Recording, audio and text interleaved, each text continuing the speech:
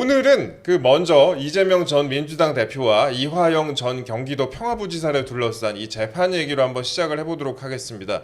이화영 전 부지사의 이른바 대속 발언으로 주말에 많은 기사가 나왔는데요. 이재명 전 대표가 또 어떤 반응을 이거에 대해서 보였을지도 좀 궁금합니다. 어떤 내용인지 이 사실관계부터 한번 짚어보도록 하겠습니다. 한번 세범 씨 이거에 대해서 사실관계 좀 짚어주세요. 예. 네, 이 전 부지사는 4월 30일 22대 총선에서 다선에 성공한 민주당 소속 현직 의원 2명을 수원구치소 내에서 장소를 변경을 해서 접견하기도 했습니다. 이 자리에서 이 전 부지사는 김광민 변호사가 활동할 수 있도록 도와달라고 했고 이재명 대표를 만나면 안부를 전해달라고도 했습니다. 김광민 변호사는 이화영 부지사의 변호인이었습니다. 예. 네네. 이 전 부지사는 또 당선자 여러분들도 누군가 이렇게 대속을 했기 때문에 그 자리에 있는 것이라고 말하기도 했습니다. 대속은 남의 죄를 대신해서 벌을 받거나 속죄하는 것을 뜻하는 말로 기독교에서 흔히 사용되는 표현이기도 합니다. 이 말을 하자 의원들은 모두 웃음을 터뜨린 것으로 녹취록에 적혀 있습니다.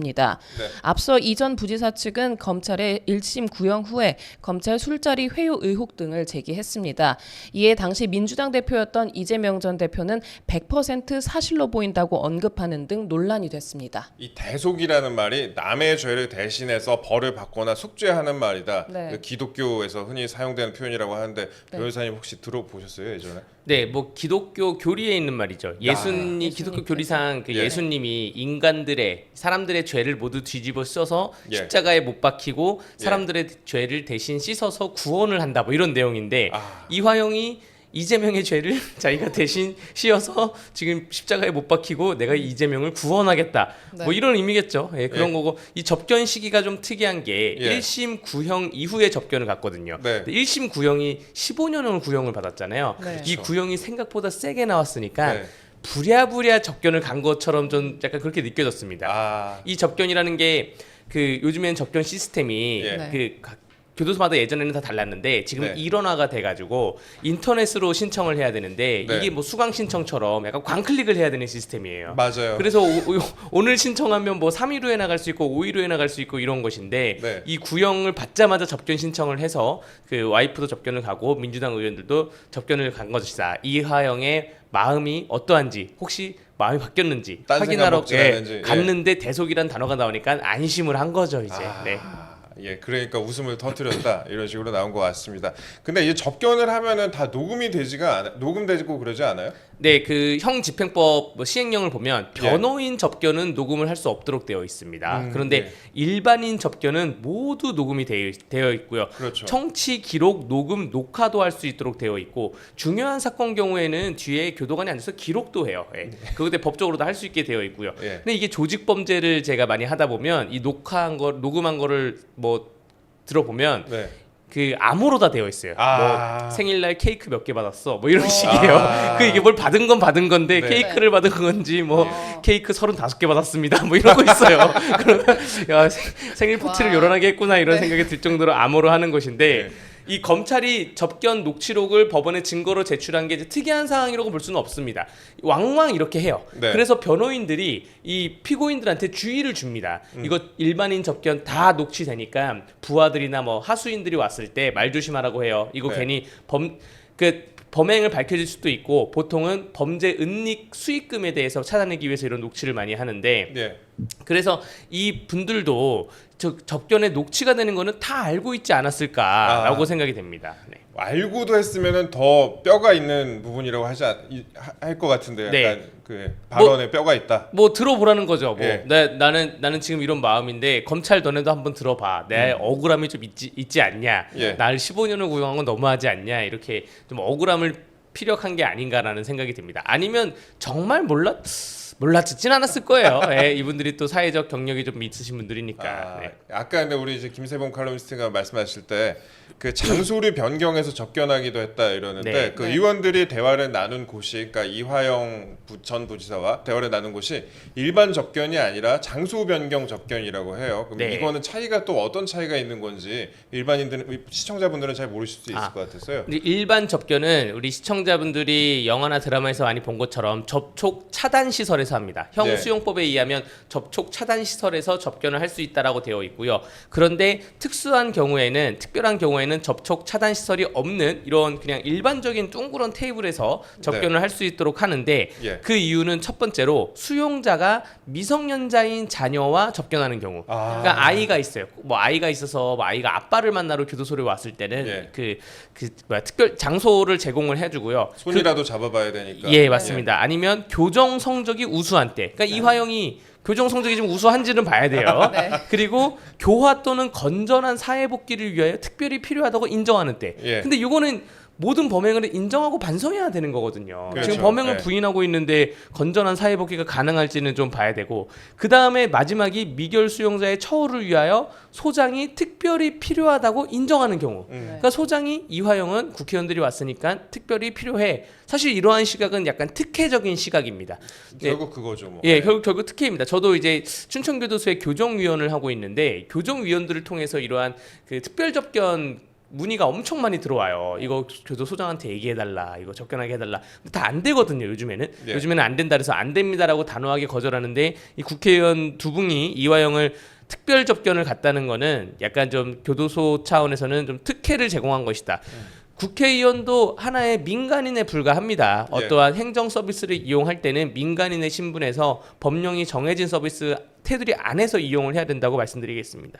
그 교정 시설이 사실 근데 제가 이걸 잘 알고 있는 것도 좀 웃기긴 한데 교정 시설이 굉장히 힘이 별로 없어요. 그래가지고 그 법무부 산하의 교정본부가 있는데 그 교정본부 산하에 이제 구치소, 교도소 같은 교정 시설이 또 있습니다. 근데 그 법무부 자체가 국정감사에서 이제 또 국회의원들의 법사위원들의 또 국정감사를 받고 이렇게 또 하니까 그러고 하니까 이게 눈치를 안 볼 수가 없는 것도 사실이고요. 그래서 이런 식으로 이제 장소 변경 접견이 이루어진다라고 말씀을 드리겠습니다.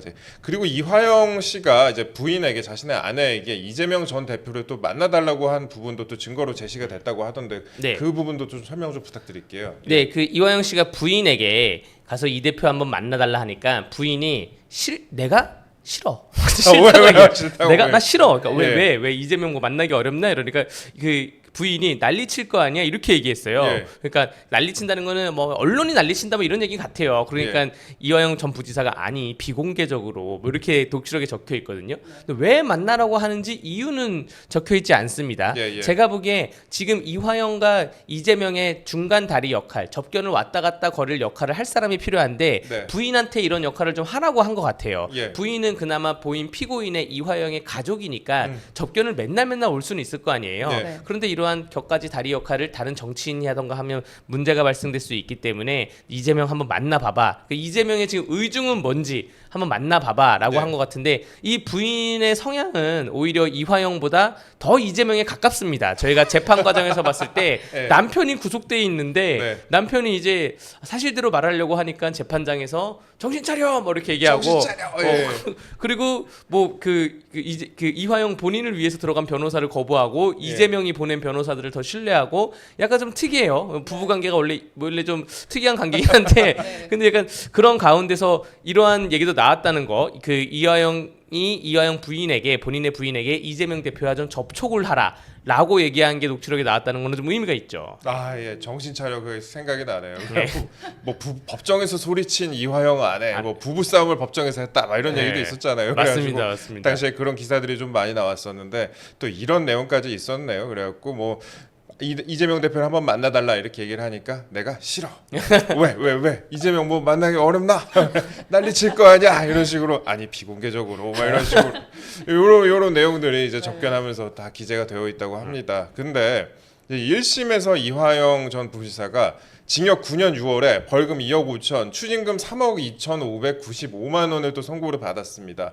근데 이번 2심에서는 또 검찰과 변호인 모두 신속한 재판을 언급했다고 하는데, 사실 1심에서 9년 6월 맞은 거면 상당히 세게 맞은 거죠. 네, 엄청 세게 맞은 것이고요.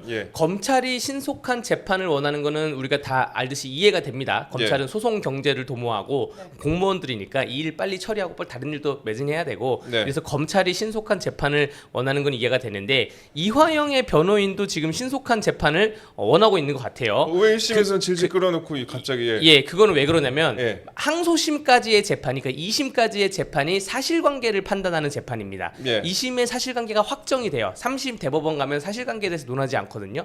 그러니까 지금 현재 사실관계는 뭐냐? 이화영이 내가 혼자 다 한 거지 이재명이 시켜서 한 거 아니다 라는 게 현재까지의 이화영이 주장하는 사실관계예요. 그런데 지금 9년 6개월이 나왔잖아요. 예. 만약에 도중에 이화영의 마음이 변해요. 이재명이 시켰다. 네. 재판이 길어지면, 항소심이 재판이 길어지면 이재명이 시켰다라고 중간에 바뀔 수가 있단 말이에요. 예. 바뀌면 항소심 사실관계가 변동이 되는 겁니다. 아. 변동이 돼서 그게 그대로 이재명 재판에 영향이 있어요. 이 사실관계가 그대로 갑니다. 예. 그렇기 때문에 이화영 측 변호인 지금 대부분 이재명이 보냈다고 생각되지 않습니까? 이 변호인들은 야 차라리 여기서 빨리 끝내야 되겠다. 그러니까 이화영이 대속을 받던 뭐 예. 징역 9년이 나오든 10년이 나오든 여기 끝내놓고 그리고 이재명은 이재명대로 변론을 해야 되겠다는 생각이고 아마 전략을 이렇게 갈 겁니다. 지금 이화영이 재판을 받고 있는 게 대북송금 관련된 게 하나가 있고 그리고 본인 뇌물 받은 게 하나가 있어요. 그래서 이재명 재판에 갔을 때는 이화영은 대북송금 때문에 9년이 나온 게 아니라 이 네. 뇌물 받은 것 때문에 9년이 많이 나온 거다. 그렇죠. 뇌물이 세죠. 네, 뇌물이 세다. 이걸로 언론 플레이도 갈 거고 네. 그 이화영 개인의 범죄다라고 항소심 끝나자마자 바로 돌아설 거예요 아마. 항소심까지가 지금 그 긴장된 상태이기 때문에 네. 그래서 그 이화영 변호인들도 재판을 빨리 끝내길 원한다고 하는 거고 혹시 이 방송을 보고 있는 시청자분들 중에 이화영의 이제 지인이나 접견을 가겠다는 분들이 있으면 이런 말을 좀 전해주세요. 이게 진짜 정신 똑바로 차리셔야 됩니다. 정신 차려 이거를 정신 똑바로 차려야 된다고 말씀드릴게요. 다 뒤집으실 수가 있다 이렇게 말씀드릴게요. 그게 사실 거기 생활이 몸에 맞으시는 분들도 간혹 있긴 하거든요. 그래요? 예, 간혹 있긴 한데 너무 오래 있으면 별로 안 좋습니다. 예. 네, 그리고 또 뭐 곧 휴정기라고 하던데 네. 그럼 이재명 대표 그 재판도 2주 휴정이죠? 그러면? 네, 오늘부터 이제 법정 휴정기입니다. 법정 네, 휴정기가 오늘부터요. 예, 네. 여름 휴정기가 있고 겨울 예. 휴정기가 있는데 2주, 7월 마지막째 주부터 8월 첫째 주까지 보통 쉬고요. 네. 모든 재판부가 다 쉽니다. 네. 그런데 뭐 가처분이나 예. 뭐 가압류 이러한 신청 사건들 혹은 영장실질심사, 영장을 처리하는 그런 재판들은 진행이 되고요. 일반 사건들은 다 휴정을 합니다. 보통 그러면 2주 휴가가 너무 긴 거 아니야? 라고 생각하시는 이제 시청자분들도 있을 텐데 네. 공무원이 세금으로 받는데 왜 2주를 쉬냐? 네. 재판을 안 한다는 것 뿐이지 예. 판사님들이 보통 휴가는 한 3, 4일 가시는 것 같아요. 3, 4일 갔다 와서 나머지 기간은 상반기 재판을 정리를 합니다. 그래서 이 계획을 세우고 이거는 10월 달에 끝내고 이건 11월 달에 깨고 이런 계획도 세우고 변호사들도 마찬가지로 휴가는 한 3, 4일 갔다 와서 나머지는 밀렸던 서면을 쓰던가 이런 시간을 갖는 법정 휴정기가 있다라는 것이죠. 네. 보통 이제 변호사들 카카오톡 보면은 또 휴정기 때 네. 휴가 중 이렇게 그 맞습니다. 어피치 막 네. 라이언 이런 휴가 네. 중 막 이렇게 해놓고 연락하지 하거든요. 마세요. 연락하지 마세요. 말해서는 이게 왜 이렇게 제도가 시행됐냐면 너무 중구난방으로 판사님들마다 휴가를 달리 가니까 네. 어떤 판사님은 네. 뭐 6월 달에 가고 누구 8월 달에 가고 이러니까 이 재판 컨트롤이 더 안 되는 거예요. 네. 행정적으로. 그래서 일괄적으로 휴가를 가라라고 그런 약간 명령이 내려온 겁니다. 예, 그렇게 또 휴정기가 접어듦에 따라서 여러 가지 재판이 멈추게 되는데요. 그 이재명 전 대표의 재판도 지금 매주 두 차례에서 세 차례 정도 서울중앙지방법원에서 열리고 있는데 이거 스탑됩니다. 그 다음에 대장동, 미래, 성남FC, 백현동 의혹 같은 것도 휴정기 이후에 또 진행이 되게 됩니다. 그리고 뭐 공직선거법 위반 같은 경우에는 요거는 그래도 휴정기 이후에 9월 6일에 드디어 결심 공판이 잡혔습니다. 그 위증교사 의혹 사건 결심 공판도 9월 30일이에요. 그럼 보통 그 결심 공판이 9월 6일 정도에 잡히면 그 형사 사건 같은 경우에는 뭐 한 달 반 정도 후에 보통 선고를 하지 않습니까? 예, 맞습니다. 한 달 정도 걸리고요. 복잡한 사건 같은 경우는 두세 달도 잡는데 예. 제가 보기 공직선거법하고 위증교사인 경우에는 크게 복잡할 게 없을 것 같아요. 그렇죠, 예. 그래서 한 달 정도 있다 선고를 할 것 같은 생각이고요. 그렇다 그래서 10월 달에 그러면 그 징역형이 나올 것이냐라는 네. 거는 또 좀 따져볼 만한 문제이고 예. 가장 저는 유죄가 나올 거라고 봅니다. 보는데 이제 공직선거법에서 여기서 만약에 100만 원 이상이 형이 선고가 된다면 그러면 이것이 민주당이 그 공직선거법에 의해서 본인의 선거 그 들어간 돈 400 한 20억 정도 금액으로 예. 제가 알고 있는데 그 돈을 국가에 반환을 해야 되냐 이런 문제가 또 후속으로 따라올 것입니다. 예, 그 부분이 또 문제가 될 수 있을 것 같습니다. 그래갖고 이 사건에 대해서 좀 저희가 계속 앞으로도 챙겨보는 것으로 그렇게 하도록 하겠습니다.